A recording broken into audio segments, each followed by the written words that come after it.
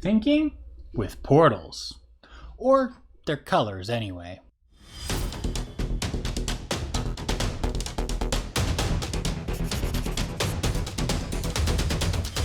It's contrast challenge time, and I'll be using my two favorite colors, blue and orange. And I'll be going old school when it comes to which model I'll be using for this challenge. Here are the full rules. In the contrast challenge, I'm only allowed to use two opposing pigments on the color wheel. In this one, it's going to be orange and blue.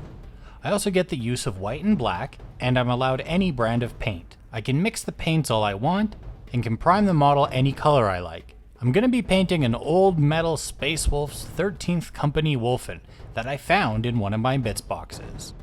So kind of like with the purple and yellow, I have way too many options for one color and not enough for the other. In this case, I only had two oranges, but a range of blue pigments. What surprised me was that the oranges were actually quite different when mixed with the blues. I wasn't all that hopeful at the start, as all I was really getting was orange tones, blue tones, and browns. A few camo greens did come out of the blue and orange mixes, but for a while I was worried I was going to have a very limited palette indeed. That was until I got to the Artist Color Orange and Chimera Blue Red shade. Together, those gave me a nice vibrant emerald green, something that'll help me with parts that I might not have any other colors for. To start things off, I had to make a Space Wolf's gray. I figured the easiest way to do that was to add a bit of blue to each of the gray mixes that I had made, so that the blue was always present in each shade. No sketchiness with the rules this time, just a gray undercoat because I felt positive I could paint him with the colors that I had. When I started painting, I remembered I wanted to keep things easy, so painted all the under armor at the joints a dark gray, then just gave them a wash of black, figuring I'd come back to give them a highlight. With that out of the way, I started base coating the Space Wolves. Because the underlayer was already gray, it was actually really easy coverage, so instead of a base layer, I just started going with wet blending, alternating between my dark and light mixes to base coat the model. With that done, it was time to do some outlining. I didn't want to go fully black for the black lining, so I added a bit of my darkest gray mix and some more of the blue. It looks really dark going on, but I knew it'd dry a bit lighter, so was heavy-handed with it in the really dark areas under pads and joints, covering fully flat areas even if they were slightly pointing down towards the base. Once the lining was finished, it was time to go the other direction, mixing up some of the lightest gray with more blue and white. Again, not using the brightest color I could get because internally I'm scared of contrast or something. I did just the edge highlights with this mix, but later decided I wasn't happy with it. It was too sharp and too flat. So afterwards went in to do some fading just using a damp brush and dipping just the tip into the paint, starting on the lightest points and swishing it away until it faded off. Now one of the things I love about the Wolfen is that because they had to survive in the warp, they had to scavenge parts for their armor, which means some of these plates are chaos armor that we can paint any color we want. For mine, I'm just going to make them a nice blue, but I'm desaturating it a bit by mixing black and white into it. Not a whole lot though. Now I forgot to record the first time I did this, so I had to base it again and kind of rush through it, but the idea is to find my highlights with white mixed into the blue mix, and then blend them out with either glazing, stippling, or loaded brush. Honestly, I was just messing around until I was sort of happy with the transition. For the shadows, I just did some black on a loaded brush, then to bring it all together, a thin glaze of the base color.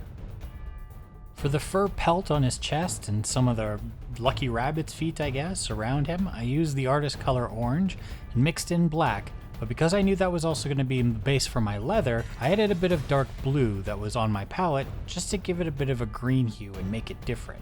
After basing, I just did some very lazy layering, mixing in white each time, and just dragging my brush across the heavily textured fur, like a wet dry brush.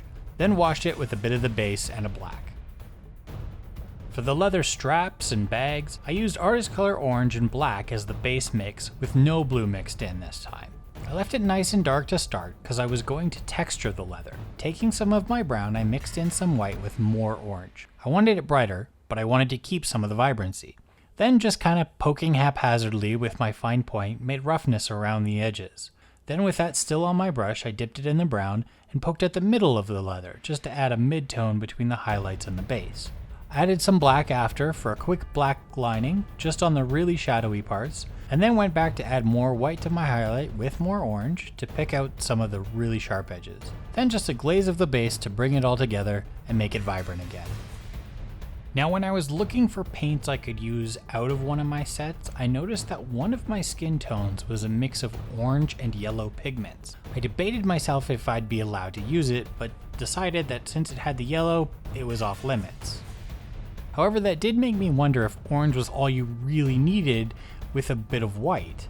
I tried it with both oranges, just a lot of white, and eureka, it looked like a pale skin and a golden skin. I had a skin tone. Now I just needed to get it on the model. I tried for a shade color for my base first, which meant taking some of my brown and mixing it into the skin color I had mixed up and a bit of black. The results seemed like what I was looking for, and I based the skin with that. Then using some wet blending, I added the brown into the recesses of the arms and face, and started gradually adding more of the bright skin tone until it was my brightest highlight. I wasn't happy with the face though, so I started going back and forth between the brown, the base, and the skin tones, trying to find a point where I was happy with it. The good thing about paint is you can always go either way with it.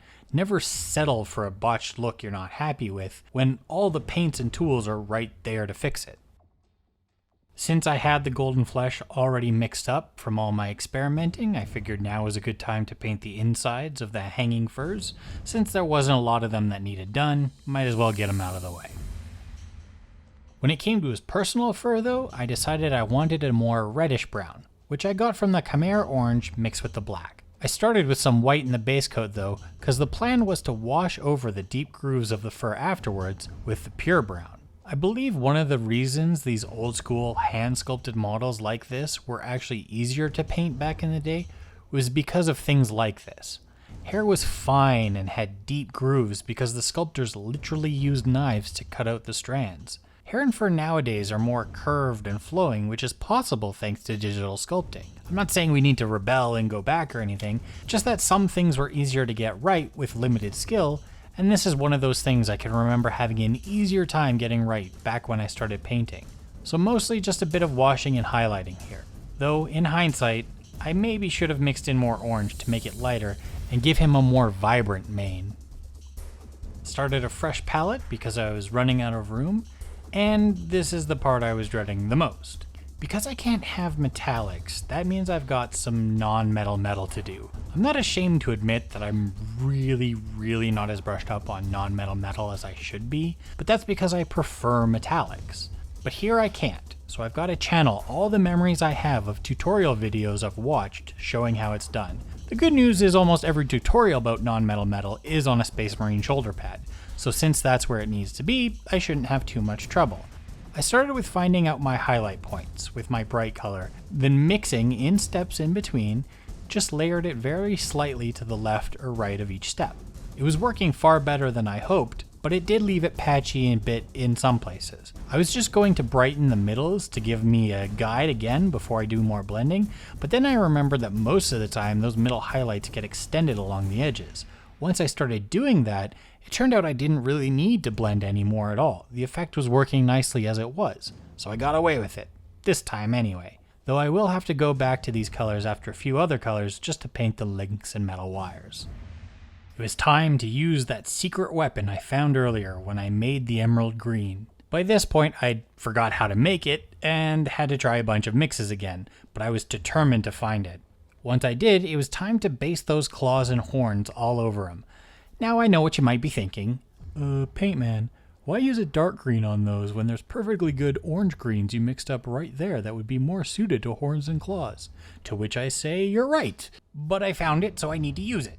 After the base layer, I did my usual texture spackling, but as I went, I started to realize how Christmassy they might look for claws, so changed the tone by adding some of the other mixes into it to get to the final white highlight, and then also washed them with one of the yellow greens. Because as the old saying goes, the viewer is always right. Customer? What do you mean it's customer? Now for all the final touches. The still Space Wolf shoulder pad, I just did a brown for the bone up to white, and the trim I did with the reddest brown I could make from the oranges. And using the metallic mix I did earlier, finished off all the links and chains. Then of course, finally crossed my I's and dotted my T's, though that did make it hard to paint and my tea taste funny. And here is the final model. Unlike the lizardman I had been painting orange and blue, this guy turned out much less vibrant. But in a good way. his tones are far more neutral, and it doesn't make it obvious that only blues and orange were used overall. If I were to change anything for next time, it'd be to go a bit more heavy on the orange for the hair. Well, that's it for another contrast challenge. There was a lot of nostalgia involved with this one, but it was a lot of fun too. I hope you had fun as well, and if you did, consider subscribing for more videos like this one, and I'll see you next time.